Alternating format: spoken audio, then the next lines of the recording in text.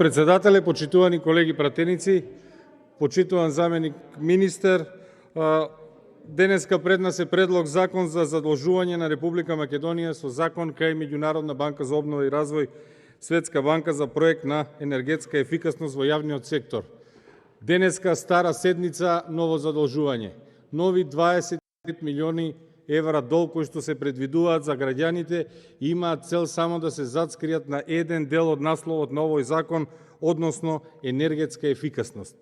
Токму така се креираат и законите од страна на владеачкото мнозинство и на владата.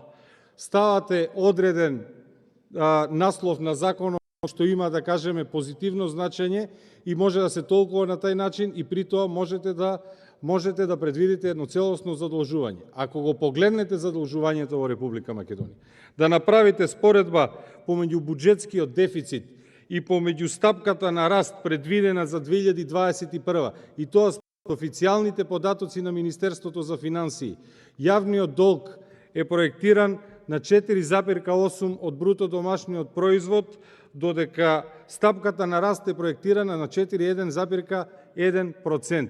Имаме проекција на долг која што е повисока од проектираната стапка на раст на економијата, што значи дека сме се подалеку од консолидација на економијата. Изборуваме за енергетска ефикасност, а не зборуваме за финансиска ефикасност на македонската економија. Ве слушам како зборувате за енергетска ефикасност во болниците, во училиштата, а заборавате дека цела година товарот за грејење на училиштата е префрлен кај родителите. Прашајте ги кои сметки ги добија родителите на учениците кои што плаќаат и за грејење и електрична енергија за компјутерската опрема. Празни ви се училиштата, каква енергетска ефикасност?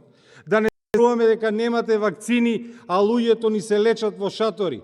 Во цела држава имаме поставување на монтажни ковид болници, а ние зборуваме за енергетска ефикасност и за заем од 25 милиони долари на што? На бараки, на трафики и на празни училишта? За тоа ли ќе се задолжуваме 25 милиони? Нов заем предвиден со 3 компоненти. Прва компонента 18 милиони евра инвестиции во енергетиката, во енергетска ефикасност во јавниот сектор, општински згради, згради на централна власт и јавно осветлување, поделен во 2 подкомпоненти. 1А 10 милиони евра за општинскиот сектор и 1Б 5 милиони евра за згради на централната власт. Овде има уште една подкомпонента 1В 2,5 милиони евра за техничка помош, техничка поддршка за скрининг на проектите.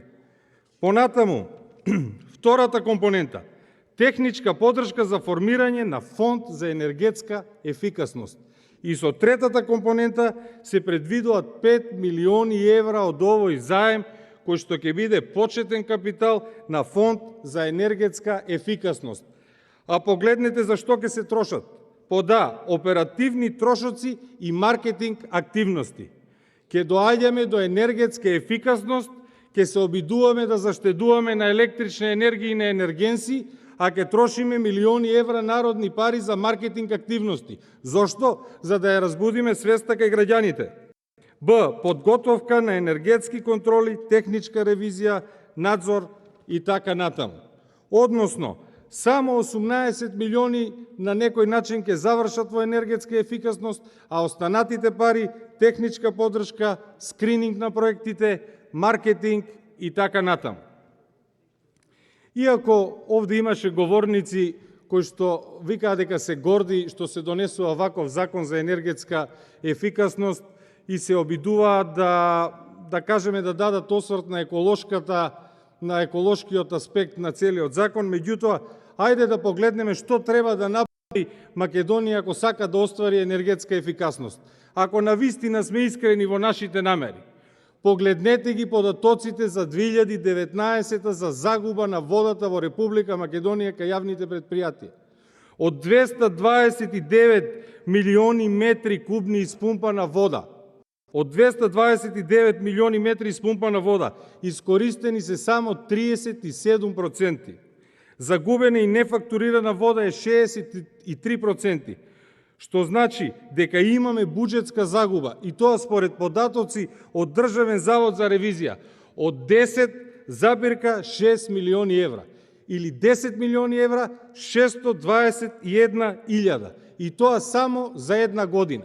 А овде зборуваме за заем со рок на отплата од 12 години и 3 години грејс период. Па само во грејс периодот Република Македонија на основа на загуба на вода ќе потроши над 31 милион евра.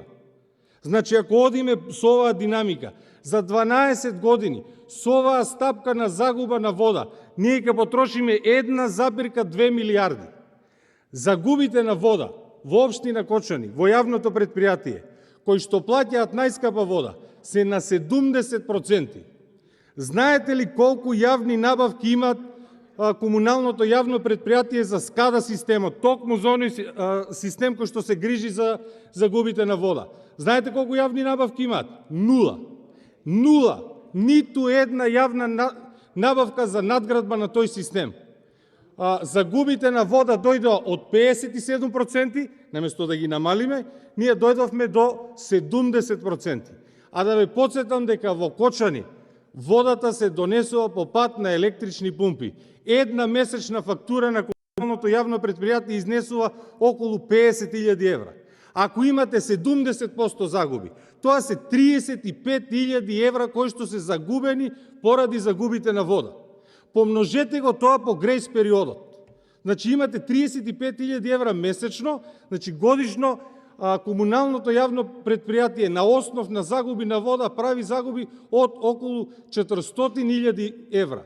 Додека да заврши овој проект, додека да дојде рокот на исплата на проектот, ние ќе имаме 5 милиони 5 милиони евра ќе имате само во општина Кочани заради загуба на вода. Таму треба да ја гледаме енергетската ефикасност. Односно, ако имате еден дом кој што е енергетски неефикасен, најпрвин треба да го лоцирате каде е проблемот, па да го решите оној проблем кој што е, да кажеме, најважен и кој ги остварува најголемите загуби. Ние остваруваме најголеми загуби на вода, ние остваруваме најголеми загуби на други полиња, а овде се грижиме за замена на прозори, на врати и тоа предвидуваме 18 милиони. Фигуративно поправаме прозори и врати во куќа која што нема кров. Токму затоа сметам дека овој заем и ваков заем на овој начин на кој што е предвиден е неодржлив. Самата идеја, не велам дека е лоша, самата идеја да останува, потребно е да се решат проблемите и на училиштата, потребно е да се решат проблемите и на здравствените институции од примарната здравствена заштита кои што се предвидени. Меѓутоа, ако сакаме покрај енергетска ефикасност да зборуваме за било каква финансиска ефикасност, најпрвин треба да се решат другите проблеми кои што се закана и за финансиите, и за енергетскиот сектор, меѓутоа и за здравата животна средина. Ви благодарам.